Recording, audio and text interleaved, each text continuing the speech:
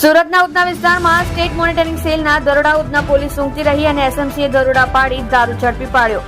ઉધનાના Sanjay Nagar road number 6 પર એસએમસીની red, દારૂના અડ્ડા પર રેડ કરી 20 લાખથી વધુનો દારૂ ઝડપી પાડ્યો.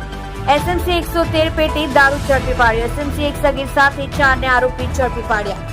એસએમસીએ 11 જેટલા લોકોને વોન્ટેડ જાહેર કર્યા. એસએમસીએ રેડ કરી 51 લાખથી વધુની મત્તા કબજે કરી. આપ જોઈ રહ્યા છો સોમવાર ટાઈમ ન્યૂઝ.